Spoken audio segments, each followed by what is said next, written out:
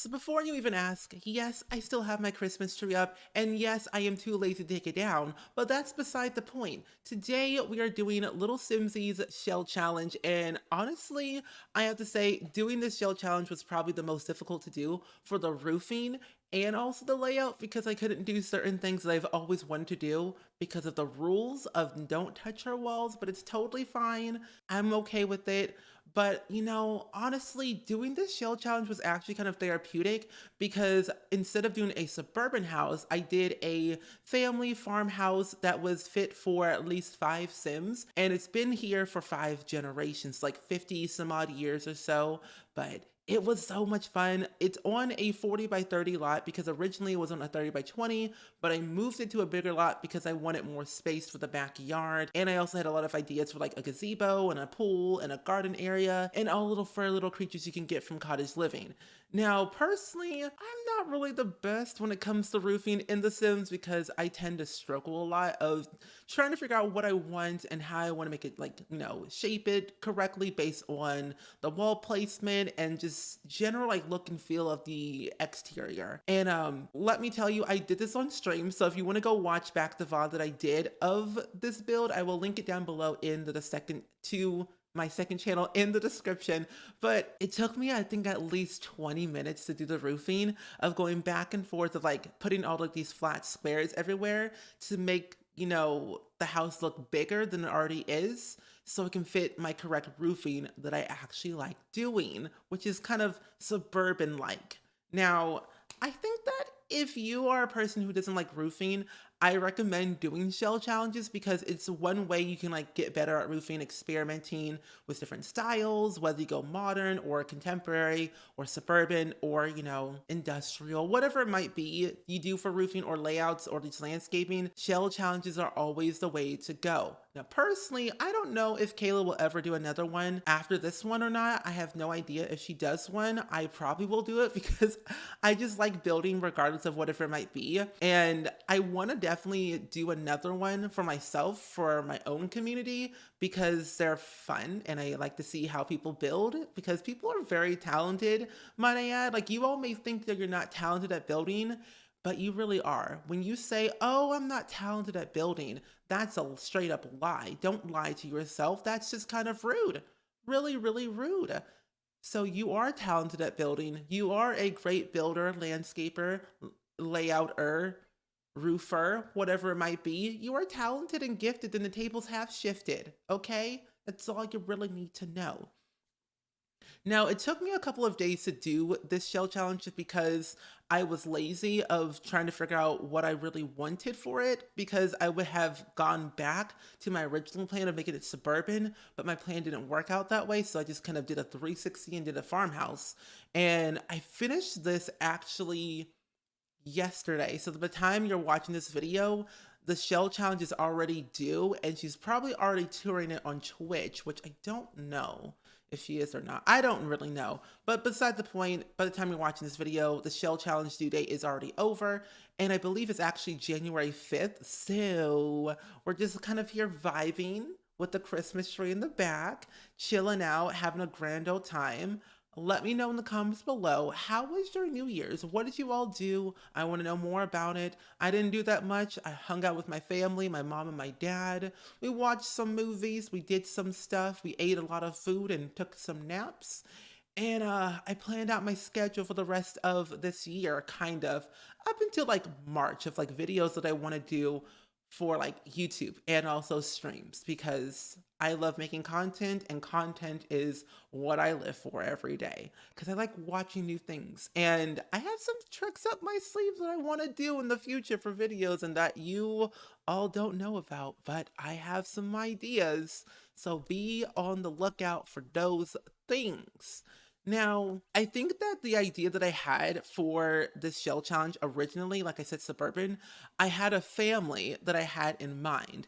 Now, they're called the McDarling family, and I named it McDarling because, I don't know, McDarling sounded really cool at the time, so I just went with it. So the McDarling family has been here for 5 generations, and people have said that they are considered the founding families of Newcrest.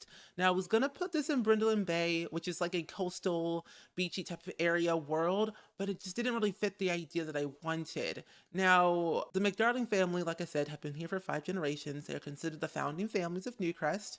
They live in a 40 by 30 lot. It's a 3 bedroom, 3 bathroom home. It's over 146,000 simoleons, might I add. There's a lot of room for improvement, a lot of space to expand the home if you need. There are also potentials of having a basement if you want to. I think I actually added in enough space. If you end up downloading this house, there is some wiggle room somewhere in the home where you can have stairs leading down to an extra, room, like a guest bedroom, a workout room, reading club, whatever it might be. So you have room for improvement, expansion, more family members that might come along your way. Now, I think at this point with the McDarling family, there's only technically like 3 Sims that are living in the McDarling lineage. The rest of the family has died. So we have Susan, we also have Gregory, and we also have Kelly. Susan, Gregory, and Kelly McDarling. And they live in this household. And Susan kind of came into the picture of being, married into the family. Gregory just kind of lived here all his life. He literally lived in this house when he was a child. When he was birthed into the world, he was here. And he definitely has lived his life on the prairie, pretty much. Living his life like it's golden and trying to make a way where he can set his family up for success.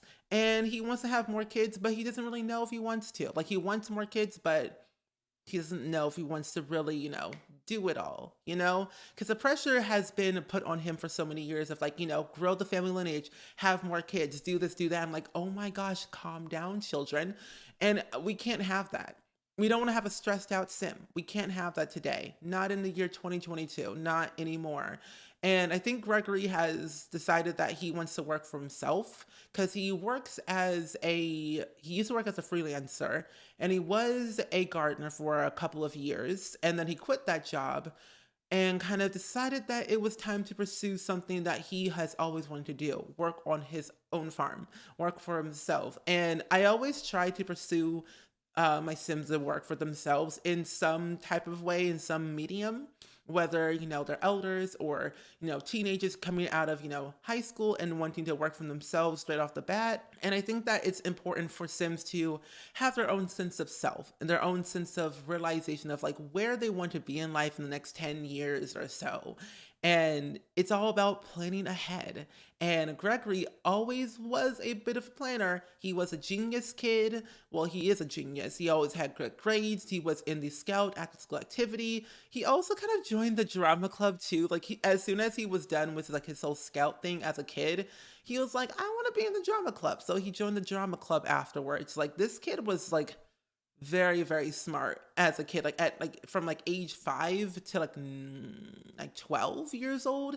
He completed all the badges. He had very prestige, good character values straight off the bat. And I'm just thinking to myself, Gregory really had a lot on his shoulders of being a good kid, good grades, doing all these things. He went to university for, agriculture or whatever one of the careers it might be. I forget what degree path it was, but he went to university. He actually has 2 degrees, one in communications, and then I think one was in engineering. I don't know. It was one of the two. I think he has 2 degrees, one in communications for sure, but the other one was something around farming and growing and, being eco-friendly. It was something like that. It might have been engineering, I'm pretty sure, because he kind of built some of this house with his own 2 hands, because originally the house was very teeny tiny small, and he used his own knowledge of engineering to expand the home. And that is why it was moved from a 30 by 20 to a 40 by 30 for more expansion. And I'm actually kind of happy that I did that, because I wasn't going to add a backyard at first, but I thought if it was going to be a farmhouse, they have to have a bigger lot, of course. So it just made perfect sense. So Gregory and Susan are thriving in the world. Susan doesn't work from home. She's not a work-at-home mother. She is a businesswoman. She does what she does. She's an entrepreneur. She's a momager, because her daughter Kelly wants to be an actress, and so they're in the drama club and they want to, pursue that lifestyle of being an entertainer and educating people about, the industry and learning the ins and outs of, how to do things for themselves and be wealthy and be famous, but do it in the right way rather than, the get rich quick scheme stuff that people see in the world a lot. And she doesn't want to be no Judas Ward or, Penny Pizzazz or, the Bailey Moon family. They don't want to be anything like that. Kelly is a kid who wants to do things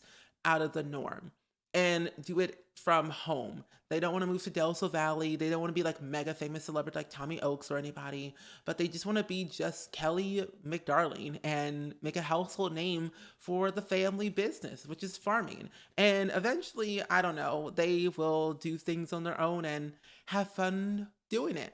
And making this house the way it was definitely fun to do because kind of building up the McDarling family has got me thinking of how I want to make my future homes in the Sims for my save file and also just like in general and just kind of expanding on my storytelling skills. And I think it's important to, again, experiment and try out new things that you probably haven't done before. Like, if you are a person who doesn't really storytell in The Sims, I recommend it because it makes the builds more exciting to, I guess, play in. At least for me, it is because normally I will always make a backstory for all of the houses I build in The Sims, whether it's for a shell challenge or not. It's just like more convenient to do it that way because you get to see the house come to life. Not like Monsters House come to life type of way, but like coming to life when you build a family and play through them and kind of build out the story along the way. Some plans might change, some plans might stay the same originally what you've planned for them. And it's really nice to see those things come into play. Now, the McDarling family isn't the only ones that are technically alive. Like, well, I mean, they technically kind of are the only Sims that are alive. Gregory's literally the sole survivor of the McDarling family, children's wise. And what I found out is that the McDarling family had a love affair with another Sim from another neighborhood a long time ago. And the family tree kind of expanded a little bit too much. And the McDarling family had an extra, set of hands from another town 20 years ago. And we just recently found out that this Sim from 20 years ago had a kid with a lovely Sim named the Delgado family. The Delgado family had a secret love affair with Pierce Delgado, who's now who was age. Well, Pierce Delgado is a child, but like the father of whatever the father's name is, he had a kid. Well, the Delgado family, the father's father had a kid with one of the McDarling family members 20 years ago, and so the Delgado and McDarling family are related, which is very, very scary. Now, that kid who had kind of was in the McDarling or in the Delgado family don't live in the Delgado family in the house, of course. They live somewhere else in Brindlin Bay. They live kind of across from Brent and Brent Hecking. So they live in that general area. And it's on that, I think, that 20 by 20 lot, or is it 30 by 20? 40 by 20? It might be the 40 by 20 lot. It's like next to the animal hospital, or usually just next door. It's just in that general area, basically. All you need to know, the Delgado family and the McDarling family are related from 20 years ago of a Sim being born that they just did not know they are aware about. Now, they don't know just yet. I know because I've created them already, but they don't know themselves that they are like related, blood related, like 20 years ago. But anyway, regardless, like I said, Susan, Kelly, and Gregory, they are wanting to expand their family. They're deciding if they want to adopt and, bring in a new, a kid who needs a home. And they might do that. They might bring in a toddler. And I think it's going to be very exciting. Now, Kelly is a toddler. That's why I have that lovely toddler bed, or 2 toddler beds in that 1 bedroom. Kelly lives in that bedroom. And there's a guest bedroom because, the McDarling family has always been a family that has always brought in, people here and there who needed a home, a bed, a roof over their head for a couple of days or a couple of months. And so they have that spare bedroom there for convenience, which is kind of like important to think about because some people don't have homes, some people don't have roof over their heads, and so the McDarling family have been those type of Sims who would do that type of stuff, which is very nice of them. And I like it. So you will be seeing a McDarling creative sim at some point in the next couple of days because I'm already like excited to share even more about them. And Gregory, Susan, and Kelly are just, happy. And their cat, of course, they have a cat in this house. Their cat is named Mr. Park. Mr. Park. I don't know. I think the thing is with my backstories, I don't plan ahead. This is the only thing I don't plan ahead with my backstories ever because I like to think on the fly. I think on the fly and I speak it out into existence. So Mr. Park is their cat, and Kelly named the cat Mr. Park because they were at the park and it was a male cat, so Kelly named it Mr. Park.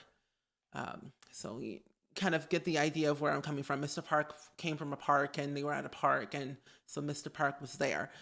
And it was just nice. It was nice that day. So Mr. Park lives in this house. They sleep in the spare bedroom because I feel like, Mr. Park needs their own room to, thrive and roam free and do what they want. And I think it's nice that they have that. So Susan, Kelly, Gregory, Mr. Park, McDarling, a family of 4, live in this big old house, and it is what it is. You think about different things each and every day. You decide if you want to do this or you want to do that.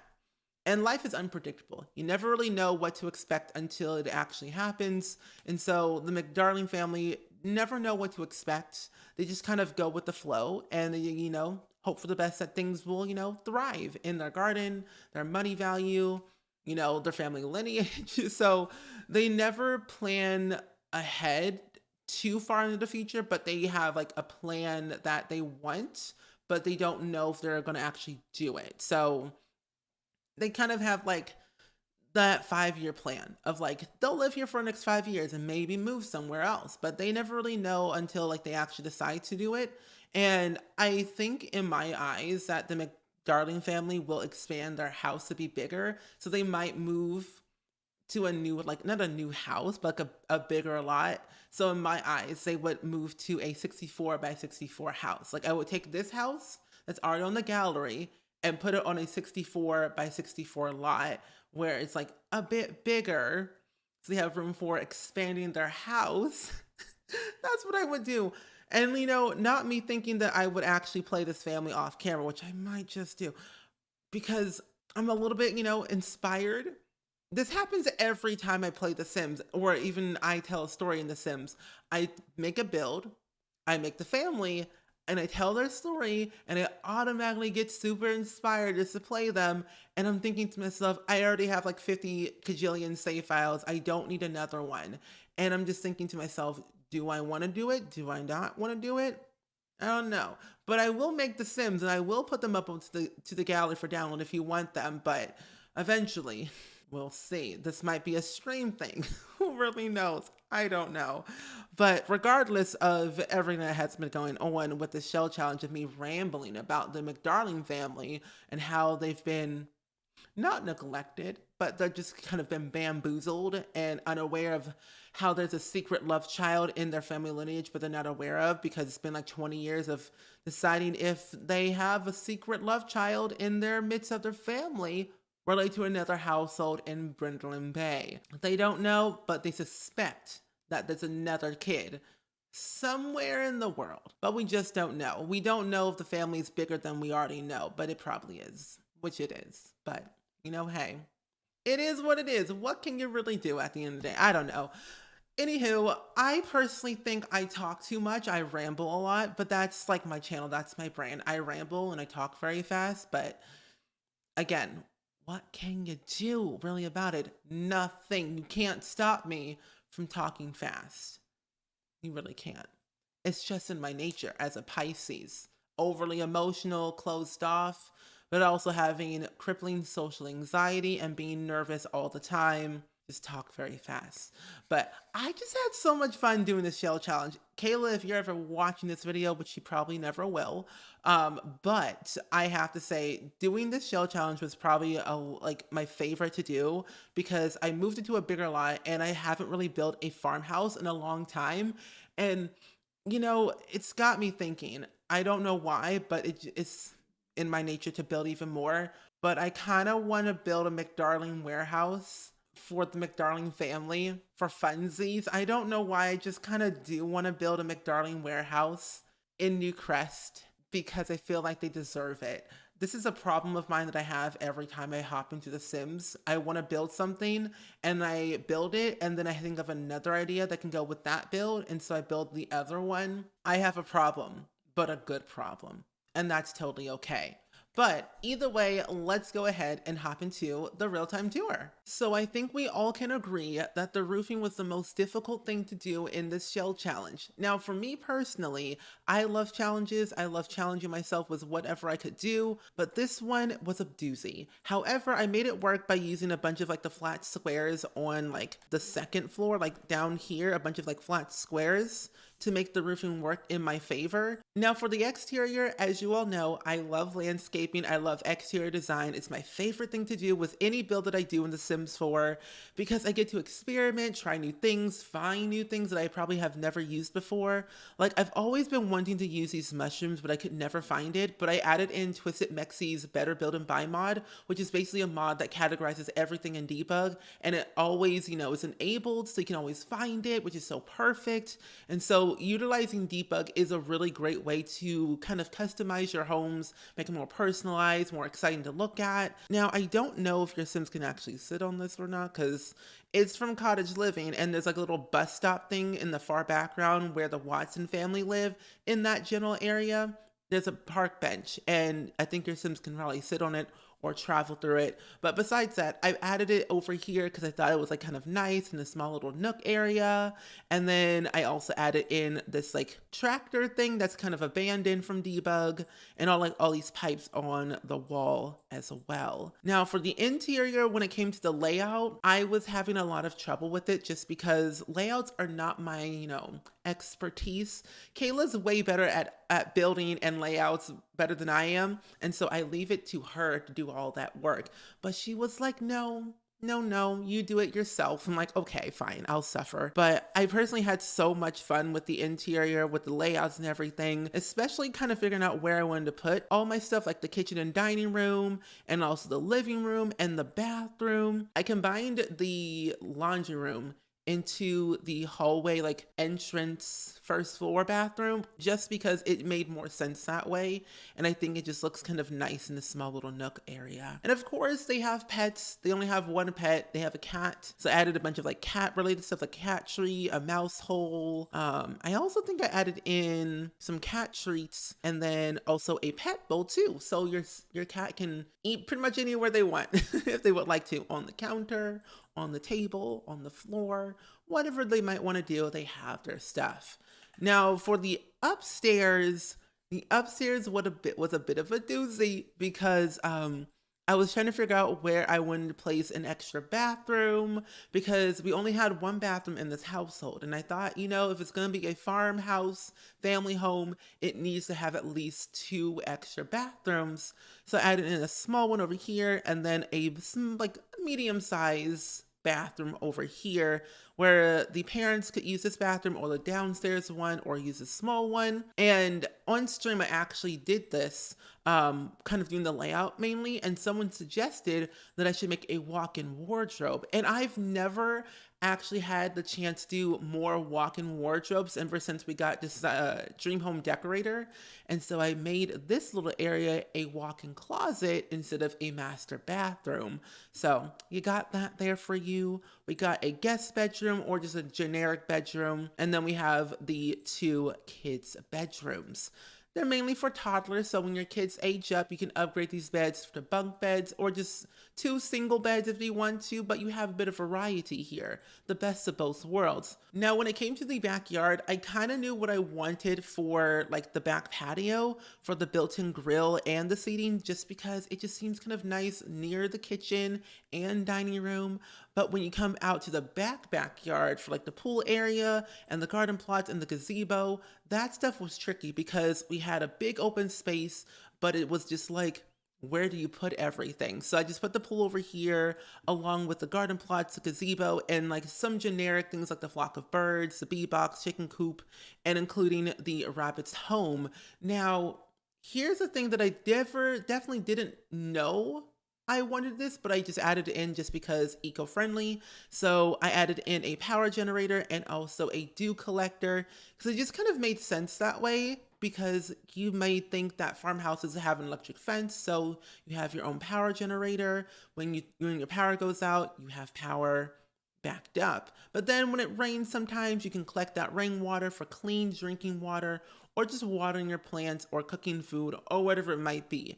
But now personally, we just keep it back there for convenience. If you ever move somewhere, you have backup water, you got backup power. So it's kind of like the best of both worlds when you really think about it. But now I have to say, doing this whole shell challenge was definitely a challenge for sure, especially for the roofing and the layout. But at the end of the day, I had so much fun doing it and I would do it again. I hope Kayla makes another shell challenge, because doing shell challenges is the only way I can get better at building, landscaping, layouts, and all the above. Now, if you want to do this yourself, you definitely can if you would like to. I mean, it's already like, by the time you watch this video, it's already over where you can like submit it where she tours the videos. But either way, as always, I do hope you all enjoyed it. Let me know down in the comments below, as always, of what you thought of this build. Make sure you go ahead and like and subscribe to this channel because I do upload videos all the time. Plus, it also supports the channel to let people know more about SpringSims and why this kid loves the color yellow so much, and also why he has a Christmas tree in January. But that's beside the point. But either way, as always, I hope you all enjoyed it, and I will see you all in the next video. Bye!